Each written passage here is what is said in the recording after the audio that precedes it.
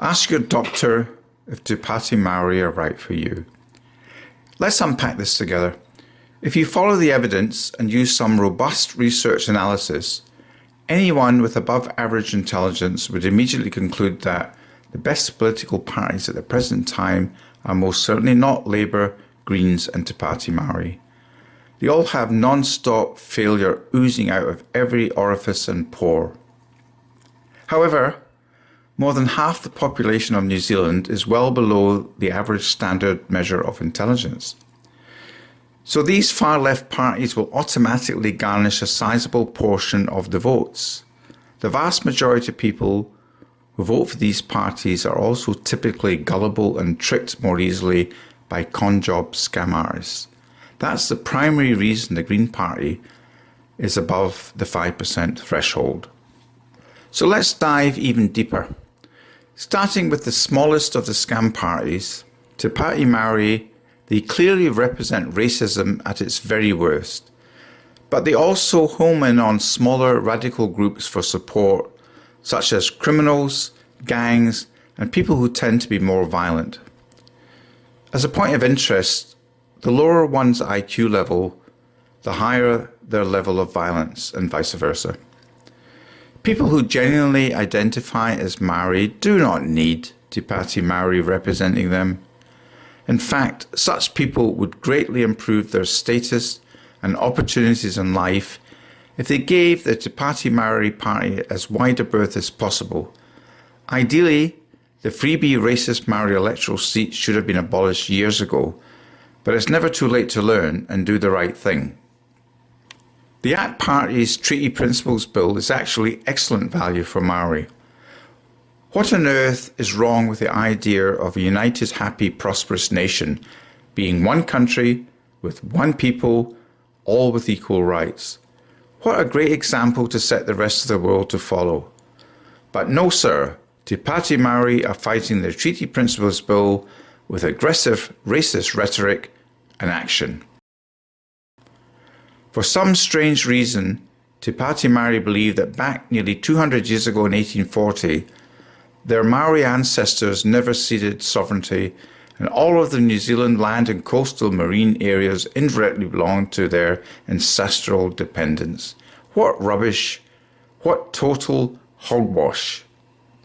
For starters, back in 1840, Maori were nothing more than brutal, warring, savage cannibals who not only murdered their neighbours and children, they also ate them. And to add salt to injury, back in 1840, Maori never had any sovereignty to cede in the first place. They weren't even indigenous to New Zealand. They committed genocide against the Moriori who were in the country before them, and furthermore, Maori were peacefully conquered by the British colonisers, as documented by the Treaty of Waitangi. The spoils of victory, peaceful or otherwise, go to the conquerors, not to the defeated. Te Pāti Māori need to learn this lesson toot sweet. The Waitangi Tribunal should never have been established in the first place, and like the racist electoral Maori seats, the Waitangi Tribunal should be abolished as soon as possible. Likewise for the Racist Council Maori wards too. New Zealand is by far the most racist country in the OECD and will never get back on track while such a virus festers throughout the country's veins. Why is the Treaty Principles Bill good for the country? Because it's a major step forward in helping abolishing racism in New Zealand. So here are some facts to acknowledge in the racist healing process. 1. Maori are not indigenous to New Zealand, more likely indigenous to Taiwan or China.